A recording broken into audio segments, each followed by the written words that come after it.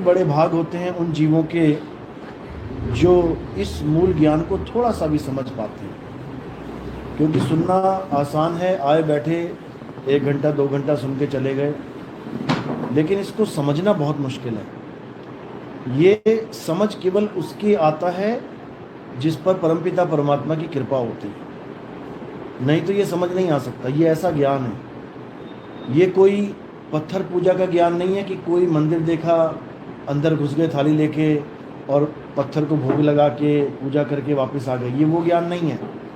ये वो ज्ञान नहीं है कि तुम्हारा मन किया कि आज भगवान का नाम लिया जाए और राम राम राम अल्लाह अल्लाह वाहिगुरु वाहिगुरु जपने लग गए।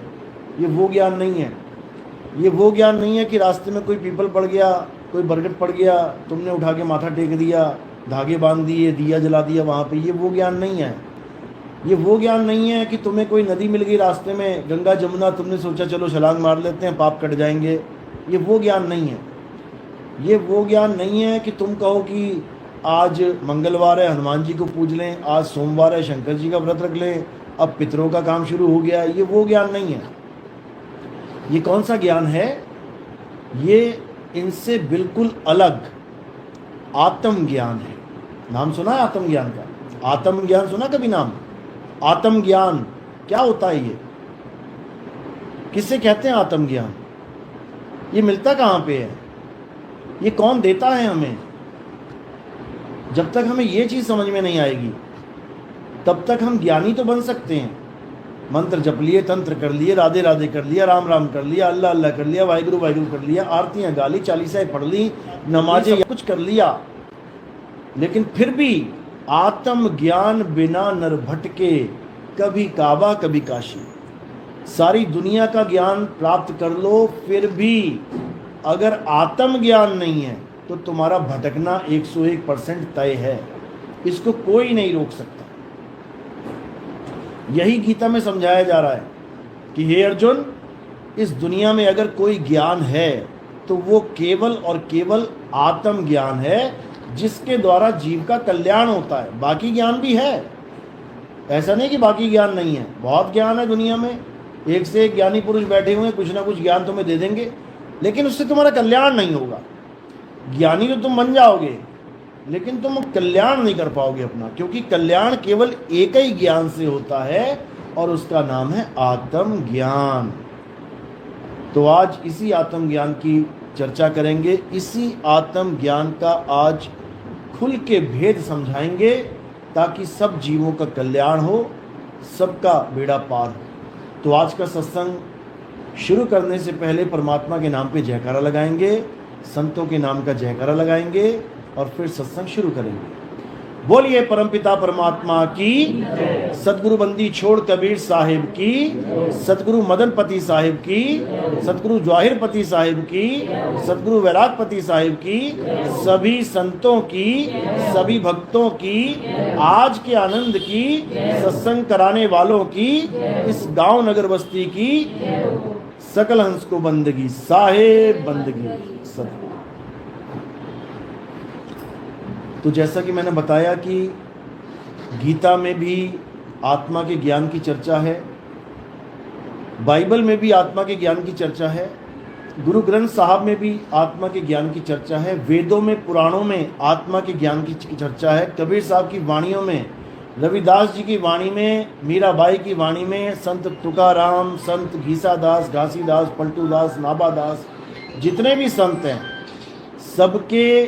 सबकी वाणियों में आत्मा के ज्ञान का पूरा भेद समझा रखा है। लेकिन ज्ञान ना होने के कारण वो पढ़कर भी समझ में नहीं आता। जैसे आप गीता पढ़ेंगे, अध्याय 2 से लेके अध्याय 4 तक भरपूर समझा रखा है आत्मा के बारे में, लेकिन आप उसको पढ़कर भी नहीं समझ सकते कि आखिर वो है क्या।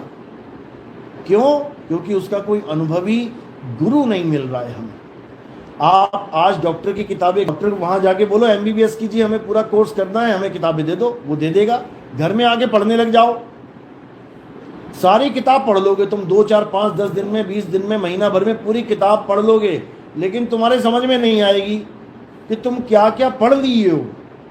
वहाँ पे टर्म्स आएंगी, हेमेटोलॉजी, न्यूमेटोलॉजी, ये लॉजी वो लॉजी, तुम पढ़ तो लोगे, अंग्रेजी जानते हो, लेकिन तुम ये नहीं समझ पाओगे यार ये कह क्या रहा है, ये है क्या, इस शब्द का मतलब क्या है। इसी प्रकार गीता पढ़ने वाले संस्कृत तो जानते हैं लेकिन आत्म ज्ञान को नहीं जानते। संस्कृत में तो पढ़ लेते हैं गीता में क्या लिखा है, आत्मा के बारे में क्या लिखा है, लेकिन उसका ज्ञान ना होने के कारण वो पढ़ा ना पढ़ा एक बराबर हो जाता है। गीता में क्या बोला गया, नैनम छिंदंती शस्त्राणी नैनम दहती पावका न चैनम कुलोदंता पे ना शोषिती मारुता। हे अर्जुन, इस आत्मा को ना तो कोई शस्त्र काट सकता है, ना अग्नि जला सकती है, ना वायु सुखा सकती है, ना जल भिगो सकता है। पढ़ तो तुमने लिया लेकिन क्या तुम समझ पाए ये बात किसकी चल रही है। नाम भी तुमने जान लिया आत्मा, लेकिन वो आत्मा है क्या, वो है कैसी, उसका स्वरूप क्या है, उसका कार्य क्या है, वो करती क्या है, वो रहती कहाँ है। क्या ये सब तुम्हें पता लग गया केवल एक आत्मा शब्द को सुनने मात्र से? कभी नहीं। गीता में भरपूर लिखा पड़ा है आत्मा के बारे में। हे अर्जुन, आत्मा अजन्मा है, नित्य है, शाश्वत है, पुरातन है। आत्मा ही सत्य सनातन है। जो आत्मा की शरण में चले जाते हैं उनका बेड़ा पार हो जाता है, और जो अपने जीवन काल में आत्मा को नहीं जान पाते वो नाना प्रकार की योनियों में भ्रमण करते हैं। वो कुत्ता बिल्ली हाथी घोड़ा सांप बिच्छू बनते हैं। उसमें ये नहीं लिखा है कि जो मंदिर जाते हैं बच जाएंगे, जो मस्जिद जाते हैं बच जाएंगे, जो गुरुद्वारे जाते हैं बच जाएंगे, ये नहीं लिखा है। उसमें लिखा है जो अपनी आत्मा के ज्ञान को नहीं प्राप्त कर पाते वो नाना प्रकार की योनियों में भ्रमण करते हैं। तो आज हमारी उम्रें हो गई हैं 40 साल 50 साल, 40 से नीचे कोई नहीं बैठा, एक छोटी सी बच्ची को छोड़ के सब 40 से ऊपर बैठे हैं, 60 वाले बैठे हैं, 70 वाले भी होंगे। लेकिन अपने दिल पे हाथ रख के पूछो, क्या तुम्हें 70 सालों में आत्मा का ज्ञान हुआ, या केवल पत्थर को ही लड्डू चिपका चिपका के आते रहे दिन भर, वो भी खा ना पाया आज तक। अपने बच्चों के मुंह में लड्डू लगाओ एकदम खा जाता है, और पत्थर में लड्डू लगा के जाओ कौन खाता है? चींटियां खाती हैं, मक्खियां खाती हैं बैठ के। कोई कुत्ता घुस जाए तो मुंह में से चाट चाट के वो लड्डू निकाल ले जाएगा। समझो बात को, यहाँ लड्डू चिपकाने नहीं आए थे हम, यहाँ मंदिर मस्जिद गुरुद्वारों में जाने के लिए नहीं आए थे। अगर ये मंदिर मस्जिद गुरुद्वारे जाना ही सत्य होता तो अल्लाह वाहिगुरु गॉड खुदा राम तुम्हारे पैदा होने से पहले मंदिर मस्जिद गुरुद्वारे बना के रख देता है यहाँ पे, ताकि तुम पैदा होते जाओ और मंदिर मस्जिद जाते जाओ।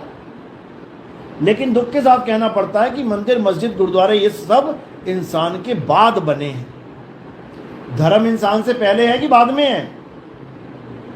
धर्म इंसान से पहले का है कि बाद में का है? पहले का है। सनातन धर्म की कोई मियाद नहीं है, कोई नाप नहीं सकता। धर्म पहले है, इंसान बाद में बना है। तो ये मंदिर मस्जिद बाद में क्यों बने हैं? पहले बनने चाहिए थे।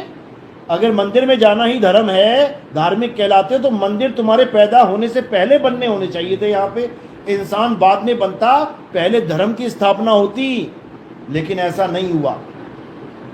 इंसानों ने मंदिर बनाए हैं, ईंटों से, पत्थरों से, सीमेंट से, सरिये से बनाए हैं, लोगों से चंदा इकट्ठा कर करके बनाए हैं। जिस भगवान ने सारी दुनिया बना दी, जिस भगवान ने पांचों तत्व बना दिए, वो अपना घर नहीं बना पाया। इंसान की जरूरत पड़ रही है, वो भी चंदा मांग मांग के बना रहा है। चंदा मांग के किसका घर बनाया जाता है पता है? गांव में चंदा अगर कोई मांग रहा है, भैया घर बनाना है, घर बनाना है, किसका घर बनाएंगे? अमीर आदमी का या भिखारी का? गरीब आदमी का घर बनाया जाता है चंदा मांग के। भगवान को चंदे की जरूरत नहीं है, भगवान सारी सृष्टि का मालिक है, वो क्यों चंदा लेके अपना मंदिर बनवाएगा? ये इनकी उपज है। भगवान का कोई मंदिर घर नहीं रहता। भगवान का अगर मंदिर घर होता, सोमनाथ 17 बार लूट लिया गया, भगवान क्यों नहीं अपने घर की रक्षा कर पाया? 17 बार लूट लिया गया सोमनाथ मंदिर को, बताओ। कहने का मतलब बिल्कुल साफ है कि भगवान किसी मंदिर मस्जिद गुरुद्वारे में नहीं रहता। ये इंसानों ने एक प्रतीक के रूप में, एक संकेत के रूप में मंदिर मस्जिद गुरुद्वारे बना रखे। कृष्ण जी एक हैं तो इतने मंदिर क्यों हैं? एक ही शहर में 50 मंदिर बता दें आपको कृष्ण जी के क्यों हैं? भाई जहां पैदा हुए कृष्ण जी वो होता है, समझ में आता है कि हाँ चलो एक कृष्ण जी है, एक मंदिर है, बात खत्म हो गई। गली गली में, गली नंबर 4 में मंदिर, गली नंबर 8 में मंदिर, गली नंबर 10 में मंदिर, ये इतने मंदिर क्यों? क्या जरूरत पड़ गई भाई? इसी को समझना, ये इंसानी उपज है। मंदिर गलियों में भी बने हैं और मंदिर तुम्हारे घर में भी बने हैं। पूरा साल तुम घर में पूजा करते हो, लेकिन त्योहार आता तो मंदिरों के बाहर लाइन लगा लेते हो। क्यों? अब घर वाला मंदिर फेल हो गया, अब वहां जाके लाइन लगानी पड़ रही है। 4-4, 5-5 घंटे लाइन में खड़े रहेंगे। क्यों? 364 दिन तो घर वाले मंदिर के आगे खड़े रहे, 2 मिनट में पूजा करके निकल आए। अब एक दिन जब त्योहार आया तो मंदिरों में जाके खड़े हो बाहर वाले में। क्यों? कारण क्या है? अब अपने घर वाला शिव जी, अपने घर वाला हनुमान जी, अपने घर वाला राम जी राम नहीं रहा कि अब मंदिर में ही जाना है। देखो लाइनें लगी होती हैं अज्ञानता के कारण। इसीलिए कृष्ण जी ने बिल्कुल स्पष्ट समझा दिया, हे अर्जुन, इस दुनिया में केवल एक सत्य है, अध्याय 2। और सत्य क्या है? हे अर्जुन, जो कभी जन्मता नहीं, कभी मरता नहीं, वो सदा एक रस अखंड अविनाशी सदा सदा रहता है, जो कभी बदलता नहीं, वो सत्य है। तो असत्य में क्या बताया गया? ये काया असत्य है। देखो जब पैदा हुई 6 इंच की थी, आज देखो 6 फुट की होने को फिर रही है। 6 इंच से 6 फुट हो गया, यानी बदल रहा है। काया झूठ है, पल पल बदल रहा है। देखो शीशा, तुम रोज शीशा देखोगे, तुम्हें पता नहीं लगेगा मेरी शक्ल बदल रही है। रोज शीशा देखते देखते 1 साल की फोटो खींच लेना तुम लगातार, तो 1 साल पुरानी और 1 साल अब की फोटो मैच कर लेना, 2 साल पुरानी और अब की फोटो मैच कर लेना, 10 साल पुरानी अब की। जबकि शीशे में तुम रोज वही शक्ल देख रहे हो, समझ में भी नहीं आ रहा कि बदली कि नहीं बदली। ऐसा लगेगा जैसी कल थी वैसी आज हूं, बदल गई है, बट इतनी धीमी धीमी बदल रही है कि नहीं लग पा रहा है। तो ये असत्य तत्व है। और असत्य तत्व क्या है? ये पीपल, ये तुलसी रोज बदल रही है। आज हरे पत्ते हैं, कल को पीले हो गए। आज पेड़ हरा है, कल को सूख गया। आज पेड़ किधर को है, कल को हवा चली टेढ़ा हो गया, किधर गिर गया। ये सब असत्य है। अब सत्य क्या है? हे अर्जुन, सत्य केवल आत्मा है। ना तो आत्मा का कभी जन्म होता है, ना आत्मा की कभी मृत्यु होती है। आत्मा कभी नहीं बदलती। जैसे आप हो, आप सदा ही रहोगे। आपका शरीर बदल जाएगा, लेकिन आप नहीं बदल सकते। क्यों? क्योंकि आप आत्मा हैं, शरीर नहीं है। हे अर्जुन, ये शरीर तो आत्मा के कपड़े हैं। जैसे हम रोज नए कपड़े पहनते हैं, पुराने उतार देते हैं, इसी प्रकार ये शरीर एक कपड़े हैं जिसको जीवात्मा 50 साल, 60 साल, 70 साल, 80 साल पहन के रखती है और एक दिन उसको उतार देती है। उतारने के बाद क्या होता है? हे अर्जुन, वो फिर दोबारा नए कपड़े पहन लेती है। इसी को जन्म और मरण कहते हैं। अब इससे छुटकारा कैसे होगा? हे अर्जुन, जन्म और मरण से छुटकारा प्राप्त करने के लिए हमें क्या करना है? हमें सत्य को जानना है कि आखिर सत्य है क्या। और वो कैसे पता लगेगा? हे अर्जुन, अध्याय 4, 34वां श्लोक। हे अर्जुन, अगर तुम सत्य को प्राप्त करना चाहते हो, अगर तुम सत्य को जानना चाहते हो, तो क्या करो? तुम ऐसे तत्वदर्शी संत की शरण में जाओ। मंदिर में नहीं जाओ, गुरुद्वारे मस्जिद में नहीं जाओ। क्या बोला गया है? तुम ऐसे तत्वदर्शी, ये लिखा है वहां पे, अध्याय 4, 34वां श्लोक पढ़ना जाके घर में। तत्वदर्शी संत की शरण में जाओ। अब ये तत्वदर्शी संत क्या होता है? पहले तो इसका हमें भेद समझ में आ जाए, तभी तो जाएंगे उसके पास। सोने का काम कौन करता है? सुनार। लोहे का काम कौन करता है? लोहार। दूध का काम कौन करता है? विदोदी। कपड़े का काम कौन करता है? सिलाई कौन करता है? कौन करता है? दर्जी। बालों का काम कौन कर रहा है? नाई। अब तुमने कपड़े सिलवाने और के पास कैंची तो उसके पास भी है, कैंची दर्जी के पास भी है, लेकिन क्या वो उस कैंची से तुम्हारे कपड़े काट के सिल देगा? वो तुम्हारे बाल काट सकता है, मूंछ काट सकता है, दाढ़ी काट सकता है, कपड़े काट के नहीं सिल सकता। यानी दोनों में फर्क है। इसी प्रकार तत्वदर्शी में और जपी में और तपी में और सन्यासी में और सिद्ध में और ऋषि में और मुनि में, इन सब में फर्क है। इन सब में फर्क है, लेकिन हमें फर्क पता नहीं होता। हम किसी के पास पहुंच जाते हैं, किसी के भी पास पहुंच जाते हैं और हमें लगता है ये सब एक ही हैं। एक ही कैटेगरी है। एक कैटेगरी नहीं होते। गधा, घोड़ा, खच्चर, देखने में एक सी वैरायटी लगती है ये, लेकिन जिसको पता है कि ये गधा है, ढहचू ढहचू करेगा भी, और ये घोड़ा ये हिनहिनाएगा, भागेगा 200 की स्पीड में, और ये खच्चर है, ये ना गधा है ना घोड़ा, ये बीच का है। वो तीनों को जानता है। उसको कोई बेवकूफ नहीं बना सकता, उसको कोई गधा नहीं बेच सकता घोड़ा बोल के, वो जानता है। इसी प्रकार जिसको तत्वदर्शी संत का भेद पता लग जाता है कि आखिर तत्वदर्शी कहते किसे हैं, उसे ये जपी तपी सन्यासी, ये औघड़, ये नाथ, ये पुरी, ये नागे, ये जपी तपी, ये सारे कोई भरमा नहीं सकता, क्योंकि उसको समझ में तत्वदर्शी का क्या मतलब होता है। क्या मतलब होता है तत्वदर्शी का? इस दुनिया में दो प्रकार के तत्व हैं। उन दोनों प्रकार के तत्वों में एक तत्व को तो छुड़वा दिया जाए, असत्य को छुड़वा दिया जाए, और एक सत्य तत्व का लखाव करा दिया जाए। यानी तुम्हें सत्य तत्व से जोड़ दिया जाए। जो तुम्हें सत्य तत्व से जोड़ देगा वही तत्वदर्शी संत है। वो तत्वदर्शी संत तुम्हें कभी कोई नाम नहीं जपवाएगा, उसकी पहचान। कलयुग आ गया। जो पिताजी सुबह 6 बजे मरे हैं वो तुम्हें शाम तक नहीं मिलेंगे, दोपहर तक कभी नहीं मिलने वाले अगर तुमने उनको जला दिया। तो राम जी जो 2 युग पहले चले गए, कृष्ण जी जो 1 युग पहले चले गए, महात्मा बुद्ध जो 2500 साल पहले चले गए, ये कैसे मिलेंगे तुम्हें? ये कभी नहीं मिलने वाले। और जो ये आस में बैठा हुआ है कि मुझे राम जी मिल जाएंगे, मुझे कृष्ण जी मिल जाएंगे, वो अपना जीवन बर्बाद कर रहे हैं। समझ लो, अगर राम जी वापस मिलने वाले होते तो कभी कृष्ण जी का रूप धारण ही ना करते। वो तो राम जी थे, हमेशा सबको राम के रूप में मिलते रहते, तो कृष्ण जी का रूप बनाने की क्या जरूरत पड़ गई उनको? तो जब उनको कृष्ण जी का रूप बनाने की जरूरत पड़ गई, तो अगर कृष्ण जी को दोबारा आना है तो उनको भी कोई और रूप बनाने की जरूरत पड़ेगी। वो महात्मा बुद्ध के रूप में आए। 9वां अवतार क्या है? महात्मा बुद्ध। अब महात्मा बुद्ध को दोबारा आना पड़ा। कृष्ण अवतार 9वां रूप कौन सा था? महात्मा बुद्ध अवतार। 10वां रूप कौन सा है? कौन सा है 10वां रूप? कौन सा है भाई? कल्कि अवतार। अगर तुम मिलना चाहते हो कृष्ण जी से, अगर तुम अब राम जी से मिलना चाहते हो, अगर तुम बुद्ध जी से मिलना चाहते हो, अगर तुम वामन अवतार से मिलना चाहते हो, अगर तुम परशुराम जी से मिलना चाहते हो, तुम अगर नरसिंह भगवान से मिलना चाहते हो, तो तुम्हें अब किसका इंतजार करना चाहिए? कल्कि अवतार का। वो मिल सकते हैं, क्योंकि जो आने वाले हैं वो तो आ सकते हैं आपके पास, जो चले गए वो ना आते लौट के।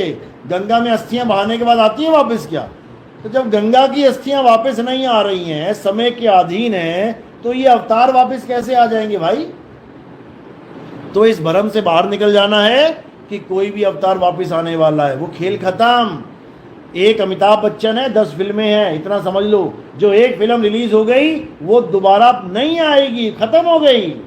अब अगली फिल्म चलेगी, अगली फिल्म खत्म, उससे अगली चलेगी, वो खत्म, उससे 10 फिल्में पूरी करनी। तो सबसे लेटेस्ट कौन सी होगी? 10वीं मूवी। अगर तुम पुरानी फिल्में देखते रहोगे रोज रोज रोज, अमिताभ बच्चन क्या कहेगा? अरे भैया नई आने वाली है, वो देख, उसको सुपर हिट करना है, ये पुरानी फिल्में मत देख मेरी। समझो, हंसी आ रही है? समझ में भी आ रही साथ में? हाँ, हंसो, अच्छी बात है, लेकिन समझ के हंसो। बेवकूफी में नहीं हंसना है, समझ के हंसो। अगर तुम पुराने अवतारों की पूजा करोगे तो हंसेंगे विष्णु जी की, है बेवकूफ। जो आने वाला है उसकी बात नहीं कर रहा है, जो चला गया उसके पीछे रो रहा है। तो आने वाला कौन है? कल्कि अवतार। अब हमें कल्कि अवतार को जानना है, आखिर कल्कि अवतार है क्या, और ये आएंगे कहां? कहां आएंगे ये पता है? संबल में। कहां है ये? 60 किलोमीटर दूर वाला ये है पड़ोस में। चलो मिलाते हैं, कल्कि अवतार से बैठे होंगे शायद वहां। ये वो संबल नहीं है भाई, ये वो मुरादाबाद संबल नहीं है। कल्कि अवतार का मतलब है, कल्कि का मतलब क्या होता है पहले ये समझ लो। कल्कि का मतलब होता है कलंक से रहित, जिसमें कोई कलंक नहीं लग सकता। इसी को गरीबदास जी महाराज ने, कबीर साहब ने अपनी वाणियों में क्या बोला है?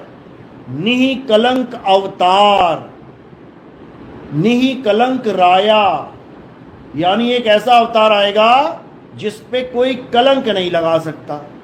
अब कलंक किस पे नहीं लग सकता? काया पे कोई भी कलंक लगा सकता है। ये काला सा उठाया टीका, काला काला, ले भैया लग गया, यहां लग गया, यहां लग गया, कहीं लगा लो। शरीर पे कलंक और भी लग सकते हैं। ये चोरी कर रहा है, ये व्यभिचार कर रहा है, ये गाली दे रहा है, ये ऐसा कर रहा है, ये वैसा कर रहा है। कलंक किस पे नहीं लग सकता?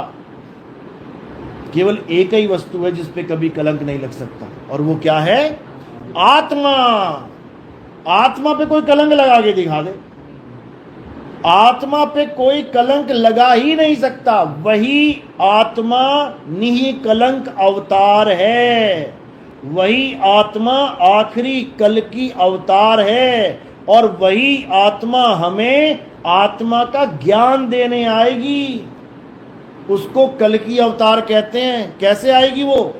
घोड़े पे बैठ के आएगी, हाथ में तलवार लेके आएगी। कल की अवतार की फोटो देखोगे तो क्या बताया गया है कि वो घोड़े पे बैठे होंगे और हाथ में उनके तलवार होगी। अब पूछो क्यों होगी? कहते हैं युद्ध करने आएंगे वो पापियों का नाश करेंगे। अरे पापी तो माउजर लेके बैठे हैं, पापी AK-47 लेके बैठे हैं, पापी हाइड्रोजन बम, एटम बम लेके बैठे हैं, और तुम्हारे कल की अवतार घोड़े पे बैठे हैं तलवार लेके। अरे आज छोटे से छोटा देश भी घोड़े से नहीं लड़ता। आज छोटे से छोटा युद्ध भी घोड़े और तलवार से नहीं होता। आज परमाणु बम चलाए जा रहे हैं, मिसाइलें दागी जा रही हैं। तो कल की अवतार का घोड़ा क्या करेगा और तलवार क्या करेगी? एक परमाणु बम गिर गया ना, ये सारे घोड़े फोड़े सब उड़ जाएंगे। अब वो घोड़ा क्या है और वो तलवार क्या है, इसको समझ लो। घोड़ा क्या है? ये हमारी बुद्धि के घोड़े हैं। कहते हैं अपनी बुद्धि के घोड़े दौड़ा। तेरी बुद्धि क्यों नहीं चल रही है? दौड़ा घोड़े अपने। तो कल की अवतार बुद्धि के घोड़े दौड़ाएगा। और तलवार कौन सी होगी उसके हाथ में? विवेक की तलवार। विवेक की तलवार क्या होती है? सत्य असत्य का निर्णय करने वाला। वो काटता चला जाएगा, सारे अज्ञान को धराशायी कर देगा, और केवल ज्ञान ही ज्ञान इस दुनिया में रह जाएगा। जब कल की अवतार आ जाएंगे तो हमारा धर्म हिंदू धर्म नहीं रह जाएगा। हमारा धर्म क्या हो जाएगा? सत्य सनातन धर्म हो जाएगा। हिंदू धर्म का मतलब क्या होता है? हिंदू धर्म का मतलब होता है हिंदू देवी देवताओं की पूजा करने वाले। उनको हिंदू धर्म के लोग कहते हैं। और गीता में क्या लिखा है कि जो भी हिंदू धर्म के देवी देवताओं की पूजा करते हैं वो अल्प बुद्धि जीव हैं। अध्याय 7 23वां श्लोक पढ़ लेना जाके। 20, 21, 22, 23, 24 ये सारा पढ़ोगे समझ में आ जाएगी कहानी। उसमें साफ लिखा है कि कोई भी देवी देवता किसी भी इंसान को अपनी तरफ से कुछ भी फल नहीं दे सकता। अंधन को आंख देत, कोढ़िन को काया, बांझन को पुत्र देत, निर्धन को माया। तुम्हें लग रहा है ये गणेश जी दे रहे हैं? नहीं दे सकते वो। हे अर्जुन, ये सारे देवी देवता वो दे सकते हैं जो मैं इन्हें देता हूं। तुम्हारे गांव में बाढ़ आ गई, अब तुम्हारे गांव में प्रधान पैसा देगा क्या? प्रधान ही लेके आता है ना ग्रांट। प्रधान ही बना रहा है ना सड़कें, प्रधान ही लगा रहा है लाइटें, प्रधान ही सब कुछ कर रहा है। लेकिन वो पैसा किसका है? घर से लेके आया क्या? वो सेंट्रल गवर्नमेंट का है, वो दिल्ली से लेके आ रहा है। अब जो जान रहा है वो तो समझ रहा है ये प्रधान कहाँ से भीख मांग के लाया है, और जो नहीं जान रहा वो कह रहे हमारे गांव का प्रधान बड़ा दयालु है, अरे बड़ा पैसा लगाया उसने, अरे गांव चमका दिया उसने। वो तो भगवान है। भगवान नहीं है वो लेके आ रहा है मांगे का सामान और बन गया यहाँ पे भगवान। इसी प्रकार देवी देवताओं की पूजा करने वाले को निपट मूर्ख बोला है। गीता अध्याय 7, 18, 19, 20, 21, 22 ये सारे पढ़ लेना, समझ में आ जाएगा घर जाके। क्योंकि हमने मूर्ख नहीं बनना, हमने अल्पज्ञ नहीं बनना, हमने अज्ञानी नहीं बनना। तो क्या करना पड़ेगा? तो हमें आत्मा के ज्ञान को समझना पड़ेगा। हे अर्जुन, अध्याय 3, 17वां श्लोक। हे अर्जुन, जो अपनी आत्मा में रमण करते हैं, जो अपनी आत्मा में तृप्त हैं, जो अपनी आत्मा में संतुष्ट हैं, उनके ऊपर कोई भी धार्मिक कर्म कर्तव्य लागू नहीं होता। कल में सिर झुकाने की नौबत नहीं पड़ती। उनको किसी भी गिरजाघर में, किसी भी मस्जिद में नमाजें पढ़ने की जरूरत नहीं पड़ती, प्रेयर करने की जरूरत नहीं पड़ती। उन्हें किसी गुरुद्वारे में जाके किसी पाठ को करने की जरूरत नहीं पड़ती, कोई मंत्र जंत्र तंत्र करने की जरूरत नहीं पड़ती। क्यों?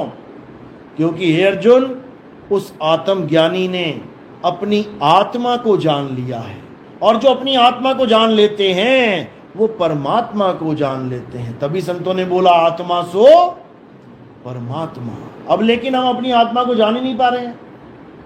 अपनी आत्मा की वजह से हम चल रहे हैं, फिर रहे हैं, खा रहे हैं, पी रहे हैं, बोल रहे हैं, नहा रहे हैं, धो रहे हैं, लेकिन हमसे बड़ा अज्ञानी इस दुनिया में कोई नहीं कि हम उसी को नहीं जानते जिसकी वजह से सारे काम कर रहे हैं। सबसे बड़ा दुख ये है।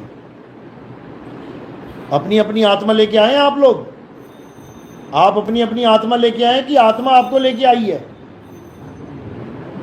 पहले तो ये समझ लो, तुम अपनी आत्मा यानी ये शरीर आत्मा को लेके आ रहा है कि आत्मा शरीर को लेके आ रही है? बस ये समझ लो, जो तुम्हें लेके आ रही है तुम्हें यही नहीं पता वो है कौन। इसके बिना तुम एक कदम नहीं चल सकते। जिसने शरीर को अभी छोड़ दिया तो शरीर ऐसे गिर जाएगा पत्ते की तरह। जिसने शरीर को उठा रखा है, चला रखा है, तुम उसी को नहीं जान पा रहे हो। उसी को जानना धर्म है। ये मंदिर मस्जिद गुरुद्वारे जाना धर्म नहीं है। ये तो हमने एक पूजा पाठ की सामग्री बना दी है मन को एकाग्र करने के लिए कि क्या करे क्या करे क्या करे, चलो मंदिर ही चल पड़ते हैं, बस इससे ज्यादा कुछ नहीं है। लेकिन हमने केवल मन के साधन थोड़ी नहीं बनाने हैं कि एक मंदिर बना लिया, वो भव्य नहीं था, मजा नहीं आ रहा, एक भव्य बना लेते हैं। मन के साधन है ये। अरे वही भगवान वहां पर है, वही यहां पर है। एक छोटा सा मंदिर है हनुमान जी का, उस पर कुछ नहीं लिखा है, केवल मूर्ति रखी है। अब वहां जाता है बंदा, बोर हो जाता है, नहीं यार छोड़ इसको। और एक जगह लिखा है सर्व इच्छा पूर्ति हनुमान मंदिर, बंदा कहता है ये ठीक लग रहा है। इस पे हनुमान जी पे लिखा है कि सारी इच्छाएं पूरी होंगी, उस पे कुछ लिखा नहीं है तो उसको छोड़ देगा। तो ये सब मन के खेल हैं, और मन के खेलों से मुक्ति नहीं होती।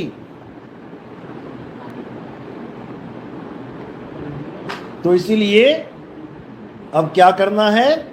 अब आत्मा के ज्ञान को जानना है। कबीर साहब कह रहे हैं, जल में मीन प्यासी, मोहे देखत आवे हासी, आत्म ज्ञान बिना नर भटके, कभी काबा कभी काशी। आत्म ज्ञान बिना नर भटके। कि अगर हम सब भटक रहे हैं, हिंदू मंदिर में भटक रहा है, मुसलमान मस्जिद में भटक रहा है, सिख गुरुद्वारे में भटक रहा है, ईसाई चर्च में भटक रहा है, कारण क्या है? क्योंकि वो परमात्मा को पाना चाहता है। नहीं तो क्यों जाएगा वहां पे? सोने की दुकान में कोई क्यों जाएगा अगर उसे सोना ना लेना हो? कारों के शोरूम में कोई क्यों घुसेगा अगर उसको कारों में इंटरेस्ट ना हो? सिनेमा में कोई क्यों जाएगा अगर उसको फिल्में देखने का शौक ना हो? इसी प्रकार अगर कोई मंदिर में जा रहा है, मस्जिद में जा रहा है, गुरुद्वारे चर्च में जा रहा है, इसका मतलब एक बात तो कन्फर्म है कि इस बंदे को भगवान चाहिए। ये तो कन्फर्म है। हाँ, दूसरे टाइप के भी बंदे होते हैं कि इस आदमी को कोई सामान चाहिए, भगवान से मन्नत मांगने जा रहा है। दो ही चीजें हो सकती हैं, या तो भगवान से भगवान को मांगने जा रहा है, या भगवान से दुनिया का सामान मांगने जा रहा है। मेरे बेटे की शादी हो जाए, मेरी बहन की शादी हो जाए, मेरी नौकरी लग जाए, मेरा मकान बन जाए, मेरी दुकान बन जाए, मेरा ये हो जाए, मेरा वो हो जाए। या तो ये मांगने जाएगा, या फिर हे प्रभु मुझे आप चाहिए। दो ही चीजें हैं। तो जो सामान मांगने जा रहा है वो तो सामान में ही रह जाएगा बेचारा, उलझा पुलझा। और जो भगवान से भगवान मांगने जा रहा है उस पर मालिक की कृपा होती है। उसको क्या होता है? उसको कोई संत मिल जाता है। बाबा नानक कह रहे हैं, प्रभु कृपाल कृपा करे, नाम नानक साधु संग मिले। ये मत सोचो कि तुम्हारी दुकान पे अच्छे अच्छे बढ़िया बढ़िया ग्राहक आने लग गए, लाखों रुपए कमाने लग गए तो प्रभु खुश हो गए तुमसे। बिल्कुल मत समझ लेना इस बात को। माया खुश हुई है, माया खुश हुई है तो माया दे रही है। प्रभु खुश होगा तो प्रभु दे देगा, समझ लो।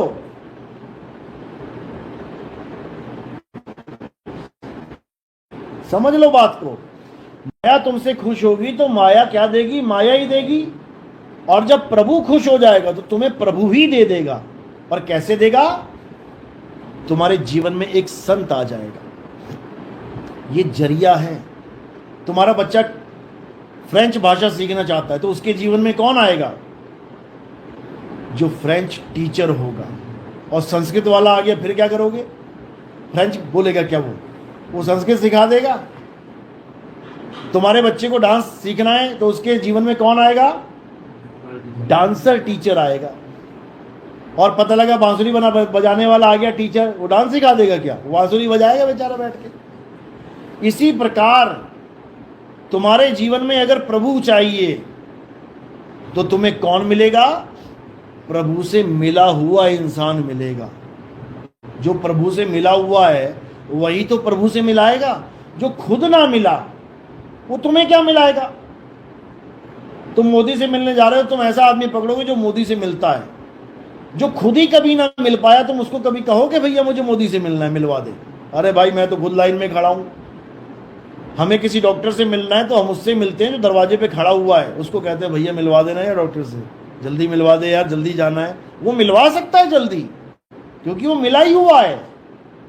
उसका कहना नहीं डालेगा डॉक्टर। वो कहेगा डॉक्टर साहब अपना जरा इमरजेंसी है, बंदा आजा, भेज दो। होता भी है। तो इसी प्रकार हमारे जीवन में जब वो संत आता है जिसको तत्वदर्शी संत कहते हैं, तब जाके हमें होता है। तब जाके हम ये जान पाते हैं कि आखिर हमारा स्वरूप क्या है। हम काया हैं, माया हैं, या हम आत्मा हैं। ये हम तब समझ पाते हैं। तो इसलिए कबीर साहब यही समझा रहे हैं, अगर तुम परमात्मा को जानना चाहते हो, अगर तुम परमात्मा को पाना चाहते हो, तो तुम मंदिर मस्जिद गुरुद्वारे के चक्कर में मत पड़ जाना। पंडित जी पत्थर से मिला है, पत्थर से ही मिलवा सकता है। समझ लो, पाठी गुरु ग्रंथ साहब से मिला हुआ है, वो उन्हीं से मिलवा सकता है, पढ़वा देगा तुम्हें। जाओ बेटा तुम भी पढ़ लो, मैं भी पढ़ता हूं, तू भी पढ़ ले। मौलवी नमाज से मिलवा सकता है, मैं भी नमाज पढ़ता हूं, तू भी पढ़ ले। ईसाई प्रेयर से मिलवा सकता है, मैं भी प्रेयर करता हूं, तू भी कर ले। ये भगवान से नहीं मिला सकते क्योंकि इनको पता ही नहीं भगवान के बारे में। तो कबीर साहब क्या कह रहे हैं कि जब लग ना चीनोगे आत्म, तब लग ना मिली है परमात्म। आत्म चीने परमात्म चीने, संत कहावे सोए। और यह भेद काया से न्यारा, बूझे बिरला कोय। ये भेद काया से न्यारा। काया से न्यारा क्यों बोला है?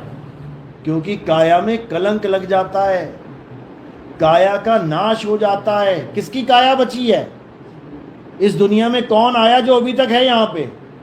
सब निकल लिए, सब निकल लिए, एक भी ना बचा। क्योंकि काया पैदा होती है और उसका नाश होना पक्का है। तो कह रहे काया से न्यारा, यानी आत्मा की तरफ इशारा है। इस काया से न्यारा कौन है? आत्मा है। तो इसी की बात चल रही है। जब लगना चीन होगे आत्म, जब तक तुम्हारे जीवन में आत्म यानी गुरु नहीं आएगा, तब लग ना मिली है परमात्म, तब तक तुम्हें परमात्मा का भेद बताने वाला नहीं मिल सकता। आत्म चीने तो परमात्म चीने, संत कहावे सोए। और यह भेद काया से न्यारा, बूझे बिरला कोई। ये काया से न्यारा जो आत्मा का भेद है, इसको कोई बिरला ही जान पाता है। तो अब क्या करना है? अब कल की अवतार को खोजना है कि कल की अवतार है कहां। तो क्या है कल की अवतार? आत्मा ही कल की अवतार है। तो आत्मा कहां है? कहां है तुम्हारी आत्मा? मंदिर में पड़ी है, मस्जिद में, गुरुद्वारे में, चर्च में? कहां पड़ी है? बस तुम्हारे पास ही है।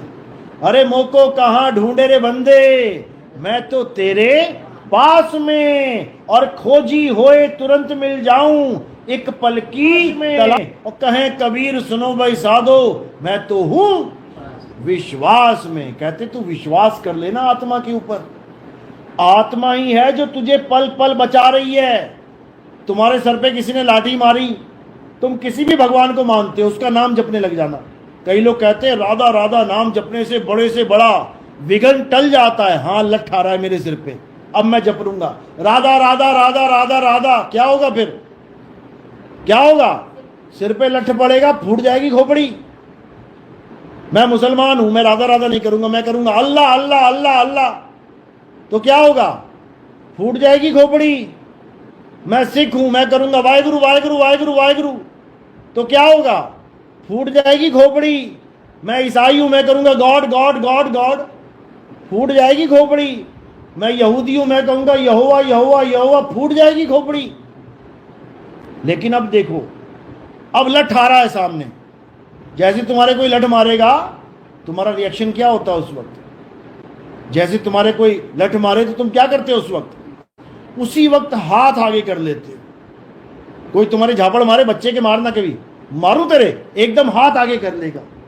अब ये हाथ यहां तक कैसे आया? ये आया कैसे यहां तक हाथ? ये कौन लेके आया इस हाथ को यहां तक? वही तुम्हें बचा रहा है, तुम्हें पता भी नहीं है कि मुझे बचा कौन रहा है।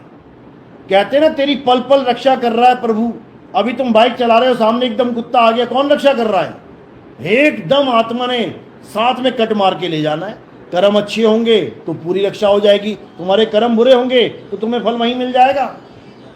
लेकिन बचाएगी जरूर, पूरी कोशिश करेगी बचाने की, लेकिन तुम बचोगे तब अगर तुम्हारे कर्म अच्छे होंगे। डॉक्टर पूरी कोशिश करता है अपने मरीज को बचाने की, नहीं दवाई देता क्या? लेकिन दवाई लगेगी उसे जिसके कर्म अच्छे होंगे। अब कर्म ही फूटे करके आया है तो दवाई खाकर भी ना बच पाएगा। आ रही बात समझ? तो इसलिए अब क्या करना है? अब उस आत्मा को जानना है जो पूरे विश्व के लिए एकमात्र सत्य है। इसके अलावा कुछ सत्य है ही नहीं।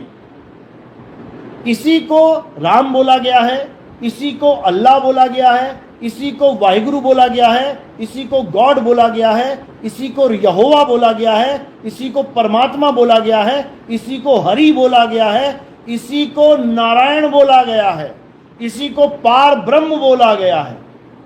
लेकिन कोई उस तत्व को जानता नहीं, नामों में उलझ जाते हैं। मेरा राम बड़ा, मेरा श्याम बड़ा, मेरा अल्लाह बड़ा, मेरा गॉड बड़ा। अरे वो है क्या? जैसे पानी के नाम रख दिए, जल वाटर नीर, तो ये पानी अब लड़ रहे हैं आपस में। मेरा पानी बड़ा, नहीं मेरा जल बड़ा, अरे मेरा नीर बड़ा, मेरा तोय बड़ा, मेरा वाटर बड़ा, लड़ते रहो। तो क्या करना है? अब लड़ना नहीं है, अक्षरों के पीछे लड़ना नहीं है, अब अक्षरों को किनारे कर देना है। और किसको खोजना है? तत्व को खोजना है। उस कृष्ण तत्व को जानो, उस राधा तत्व को जानो, उस राम तत्व को जानो, उस शिव तत्व को जानो, उस गॉड अल्लाह वाहिगुरु यहोवा तत्व को जानो। तब क्या प्राप्त होगा? एक ही चीज प्राप्त होगी और वो है सत्य। तब तुम्हें समझ में आएगा क्यों बोला गया राम नाम सत्य है। क्यों बोला गया राम नाम सत्य है? शिव नाम सत्य नहीं है क्या? राधा नाम सत्य नहीं है क्या? हनुमान नाम सत्य नहीं है क्या? विष्णु नाम सत्य नहीं है क्या? तो केवल राम नाम सत्य कैसे हो सकता है? ये राम नाम सत्य नहीं बताया जा रहा है, ये राम नाम तत्व बताया जा रहा है कि राम नाम तत्व ही सत्य है। राम राम जपना नहीं है, राम तत्व को जानना है। वो राम तत्व है कहां? तो साहिब वाणी में समझा रहे हैं कि वो राम कहां है। क्या बोल रहे हैं? अरे कस्तूरी कुंडल बसे और मृग ढूंढे वन माही, ऐसे रमता राम है ये दुनिया जाने नाही। कौन सा राम बोला उन्होंने? रमता राम। अब ये रमता राम क्या है? भगवान राम, परशुराम, ये तो सुने थे राम। ये रमता राम कौन है? तो रमता राम कौन है? आत्म राम का नाम ही रमता राम है, जो तुझ में भी रम रहा है, मुझ में भी रम रहा है। मुझ में राम, तुझ में राम, सब में राम समाया, और सबसे कर लो प्रेम, जगत में कोई नहीं पराया। अब जब मुझ में भी राम है और तुझ में भी राम है, तो राम नवमी में हम मंदिर के पास क्या करने जा रहे हैं? मुझ में भी राम, तुझ में भी राम, और जब आई राम नवमी तो मंदिर में जाना हमारा काम। अरे भैया, अपने अपने राम को जान लो ना। हमारा राम हमारे अंदर बसा हुआ है। अंदर का मतलब ये नहीं कि काया के अंदर घुस गया वो। अंदर मतलब हमारी आत्मा में परमात्मा का वास है। इसी को समझना है। कैसे है आत्मा में परमात्मा का वास? ज्यों तिल माही तेल है और ज्यों चकमक में आग, तेरा साईं तुझ में है और जाग सके तो जाग। कहते जीवन बहुत छोटा है। हमें लग रहा है कि 50 साल, 60 साल, 100 साल जीना है। जो 60-70 साल के हैं ना, उनको पूछो क्या तुम्हें पता लगा 70 साल कहाँ गए? अरे ना भैया, पता ही ना लगे कहाँ चले गए। क्या तुम मरना चाहते हो? अरे अभी नहीं, अभी तो पैदा हुआ था मैं कल, अभी नहीं मरना चाहता। भगवान मुझे और 50 साल दे दे। वो 50 साल भी ऐसे ही चला जाएंगे, 50 सेकंड की तरह। फिर वही अवस्था में खड़े मिलोगे, नहीं मैं मरना नहीं चाहता। ये डर कभी खत्म होने वाला नहीं है। ये डर कब खत्म होगा? जब तुम कल की अवतार की शरण में आ जाओगे। ये डर तब खत्म होगा। तो कल की अवतार की शरण में आने का मतलब ये नहीं है कि तुम्हें राम जी की पूजा करवाएगा वो कृष्ण जी की पूजा करवाएगा तुमसे, वो तुमसे किसी और भगवान की पूजा करवाएगा। कल की अवतार का मतलब है जो तुम्हें तुम्हारी आत्मा का ज्ञान प्राप्त करवाएगा और तुम अपनी आत्मा में रमण करोगे। और जैसे ही तुम आत्मा में रमण करोगे, तुम्हें ये बोध हो जाएगा कि तुम शरीर नहीं आत्मा हो। और जैसे ही तुम्हें ये पता लग गया कि तुम ही आत्मा हो, अब बताओ तुम्हारी मौत कब होगी? जब तुम ही आत्मा हो तो कब मरोगे तुम? 10 साल बाद, 20 साल बाद, 100 साल बाद, 1000 साल बाद, लाख साल बाद, करोड़ साल बाद? आत्मा कितने साल बाद मर जाती है? कितने साल बाद मर जाती है? मृत्यु की मृत्यु हो जाएगी, मौत की मौत हो जाएगी, आत्मा की मौत नहीं हो सकती। तो कल की अवतार तुम्हें अमर करने के लिए आएंगे, तुमसे पूजा पाठ करवा के मरने के लिए नहीं आएंगे, मर जाओ पूजा कर करके। तुम्हें अमर करने के लिए आएंगे, अमर कर देंगे तुम्हें वो, यानी तुम्हें आत्मा बना देंगे। उसके बाद तुम शरीर नहीं बनोगे कभी भी, फिर तुम आत्मा ही हो जाओगे। तो इसी को समझना है। जिसने ये ज्ञान समझ लिया, समझ लो कि उसका जन्म मरण का खेल खत्म, उसका जन्म सफल हो जाएगा। क्योंकि पहले अवतार से लेके 9वें तक की तो पूजा खूब कर ली, लेकिन पिक्चर कब खत्म होगी? ये जब हम 10वें तक पहुंचेंगे। सांप सीढ़ी खेली है ना, तुम 99 तक भी पहुंच जाओ, पार हो गए क्या? नहीं हो सकते जब तक तुम 100 पे नहीं आ गए। भले एक कदम दूर हो, लेकिन पार नहीं हो सकते। इसी प्रकार तुम 9 के 9 अवतारों की पूजा कर लो, सारी उम्र कर लो, सारा युग कर लो, जन्मों जन्म कर लो, जब तक तुम्हारे जीवन में 10वां अवतार नहीं आ गया, तब तक तुम्हारा ये खेल खत्म होने वाला नहीं है। ये जन्मों जन्म, लेकिन ये खत्म नहीं होगा, समझ लो। कभी कुत्ता बनोगे, कभी बिल्ली बनोगे, सुअर मक्खी मच्छर बनोगे, सांप घोड़ा घड़ियाल बनोगे, लेकिन जन्म खत्म नहीं होंगे तुम्हारे। कब तक खत्म नहीं होंगे? जब तक तुम अपने आप को आत्मा रूप में नहीं जान लेते। इसके अलावा और कोई रास्ता नहीं है। इसके अलावा अगर कोई रास्ता खोजोगे तो समझ लो जन्म बर्बाद हो जाएगा। इसीलिए कबीर साहब ने क्या कह रहे हैं? आत्म मही राम, राम मही आत्म। गुरु ग्रंथ साहब की वाणी है। आत्म मही राम, राम मही आत्म, चीनस गुरुमुख विचारे। बाबा नानक की वाणी है। गुरु ग्रंथ साहब में दर्ज है कि अगर परमात्मा को ढूंढना है तो अपनी आत्मा में जाओ, पक्का मिलेगा। घी को ढूंढना है, दूध में जाओ, पक्का मिलेगा। तेल को ढूंढना है, आत्मा से बाहर ढूंढने की कोशिश करी तो कुछ नहीं मिलेगा।